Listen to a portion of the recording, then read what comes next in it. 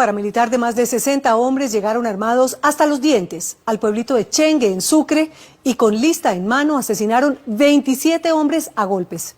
Chengue es una de las masacres más sangrientas de las 42 que ocurrieron en los Montes de María durante solo 3 años. El general retirado Rodrigo Quiñones, que fue acusado de facilitar la masacre y luego absuelto por la corte, habla por primera vez con la nena Arrázola, da su versión y hace graves señalamientos. Salpica a la policía y a una importante familia que hoy sigue activa en la política nacional. Por Dios, si pasaron por el medio de ellos. Había un retén de ellos montado a las afueras a la salida de San Onofre, y pasaron los 2 camiones con estos bandidos de la autodefensas por el medio del retén. Pero callaron esa información y a nosotros nos informan 5 horas después. Un camión de San Onofre en 5 horas puede llegar hasta Medellín. Cuando nosotros nos informan a las 12 de la noche, de acuerdo a lo que dice este sujeto de las autodefensas, ya ellos estaban en los alrededores de Chengue. No había comenzado la masacre, pero estaban en los alrededores de Chengue, o sea, en la mitad de los Montes de María. Esta declaración es ante la Procuraduría. En esta entrevista, el general retirado Rodrigo Quiñones habla por primera vez de cómo el comando paramilitar que masacró a 27 personas en Chengue, Sucre, pasó por la mitad de un retén policial sin que nadie los detuviera. Quiñones era nada menos que el comandante de la primera brigada de infantería marina con sede en Sincelejo en el año 2000 y 2001. Yo lo único que diría... Rompe su silencio y acusa con contundencia. Señala con nombres propios a quienes, a su juicio, actuaron al menos de forma sospechosa en este macabro episodio. Hasta donde yo tengo pruebas. No duda, ni por un minuto, en reafirmarse en sus señalamientos contra la Policía Nacional. ¿Quién era el comandante de la Policía de Sucre? El comandante de la Policía de Sucre era un coronel Norman León Arango. ¿Para usted no es claro el papel que jugó la policía en eso? Para nada, absolutamente para nada es claro el papel de la policía de San Onofre, de la estación de San Onofre. Y estoy seguro que hubo una actuación dolosa que ha debido investigar la Procuraduría y la Fiscalía. Sucre recomienda registrar... 2 meses antes de la masacre de Chengue, las autoridades en Sucre y en Bogotá recibieron 110 alertas tempranas, que no son otra cosa que una especie de avisos urgentes de que algo grave va a pasar. Había informaciones anteriores de que se podía presentar una posible incursión de las autodefensas en unas poblaciones cerca a Colosó, que era la población Coraza, Bajo Don Juan y la estación. En esa zona habían 2 compañías, esas compañías se alertaron, se pusieron en máxima alerta para evitar la llegada de cualquier camión o cualquier grupo de personas. Se hicieron para eso 3 consejos de seguridad, y todo lo que informaba la Fiscalía General de la Nación, el Ministerio de Defensa, el Comando General de las Fuerzas Militares, la Defensoría del Pueblo, la Procuraduría, era que había informaciones que se estaba tratando de hacer alguna acción sobre esas poblaciones, sobre la estación Coraza y el Bajo Don Juan. Y allá teníamos 2 compañías cuidando toda esa área general. Para que entendamos bien, Colosó de Chengue está ¿cuántos kilómetros, cuánta distancia hay allí? Más o menos pueden ser unos 70 kilómetros, y en esa época la carretera era un camino supremamente difícil para transitar, muy difícil. He estado en cargos de elección popular. Eric Morris era el gobernador de Sucre y Andrés Pastrana era el presidente de Colombia, que andaba empeñado en los diálogos del Caguán. Entre tanto, el avance paramilitar por esta región de los Montes de María parecía imparable. Y es que tener el control de esta zona significaba dominar los corredores de drogas y el Golfo de Morrosquillo y el tránsito por el centro mismo de la costa caribe. En otras palabras, era ser el mandamás en 4 departamentos: Sucre, Córdoba, Bolívar y Magdalena. Era claro que las FARC, con el Frente 35, eran, hasta ese entonces, los ganadores de la partida. ¡Con Bolívar! ¡Con Manuel! ¡Marcha el pueblo al poder! Las FARC y los grupos de terroristas se fueron fortaleciendo, fueron creciendo, y volvieron casi pues invivible la situación de ciertas personas en el campo, inclusive en las ciudades.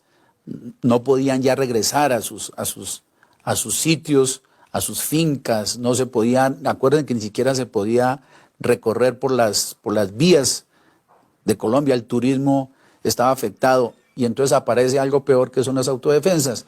En un comienzo era para protegerse de los ataques de estos grupos subversivos porque no había el pie de fuerza para hacerlo. Pero estas autodefensas, como sabemos, fueron creciendo y llegaron a ser peor que los mismos terroristas. Prácticamente habían copado enormes extensiones de tierra y tenían en su haber miles de cabezas de ganado. En este escenario de dominio guerrillero, de alias Martín Caballero, irrumpen las autodefensas con la excusa de siempre: acabar con la FARC. El violento ingreso de Salvatore Mancuso y de Carlos Castaño se sintió enseguida en los Montes de María, y tal vez el último hecho de violencia de las FARC en esta zona fue el secuestro del exministro Fernando Araujo en diciembre de 2000. Pero ya, en ese año 2000, los paramilitares habían ejecutado milimétricamente su llamada Operación Rastrillo. Un nombre, un rótulo más para justificar violaciones masivas, empalamientos, muertes a golpes como las que hicieron en Mampuján, El Salado, Macayepo y luego Chengue en 2001. El método era calcado en todas. Llegaban a pie o en camiones, se instalaban en la plaza del pueblo, llamaban con nombres y apellidos y a punta de mazo, de un garrote de piedra, descerebraban a sus víctimas. Y así, tal cual, fue en Chengue. Los asesinos llegaron a las 3 de la mañana a Chengue. Reunieron a los habitantes en la pequeña plaza del pueblo. Llamaron a 27 hombres y les pidieron la cédula. Luego, el jefe del comando paramilitar les ordenaba que caminaran unos metros para verificar su identificación en un computador. Y el computador era un garrote. Sentaban a la víctima sobre esta roca y con un garrote de hierro y piedra golpeaban su cabeza hasta morir. Ahí reunieron la gente, la que salió. La reunieron ahí, había una banca. Supuestamente el que estaba allá tenía el computador acá. Entonces traían a anotar la cédula para ver si aparecían listas y eso. Y no había ningún El computador era la masa esa de hierro. Lo sentaban aquí y les daban. Les reventaban la cabeza. Todo. Ahí en el tal mataron 2.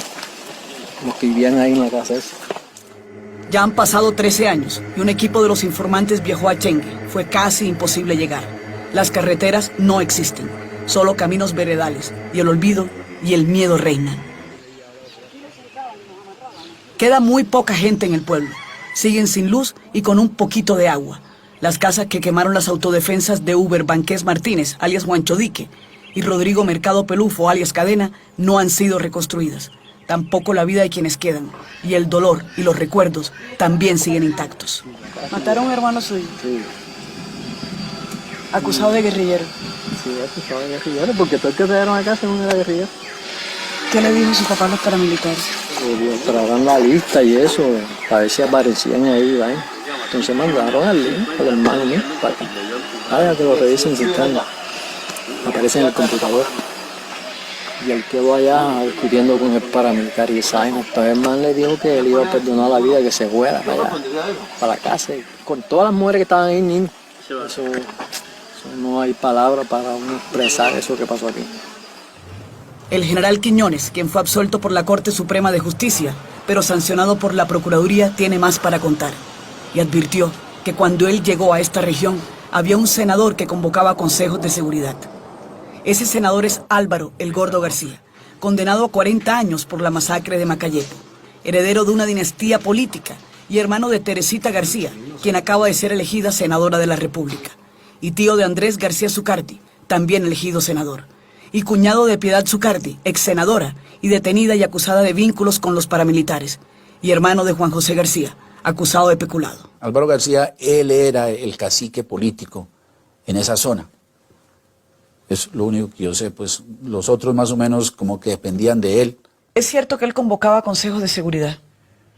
Pues no sé si los había hecho antes o no, pero al principio trataron de convocar uno por intermedio de alguna persona del Congreso, y yo inmediatamente le dije, eso no es su función, eso es función del comandante de la brigada o del gobernador, y los consejos de seguridad se hacen o en la brigada o en la gobernación, de modo que lo suyo está totalmente fuera de la normatividad y de la ley, o sea que no tiene usted derecho a convocar ningún consejo de seguridad. O sea, ¿lo invitaban a usted al consejo de seguridad que ellos hacían? Una vez recién llegado como comandante de brigada me invitaron a algo que iban a hacer y dije yo no voy porque El que los cita soy yo o es el gobernador y los hacemos.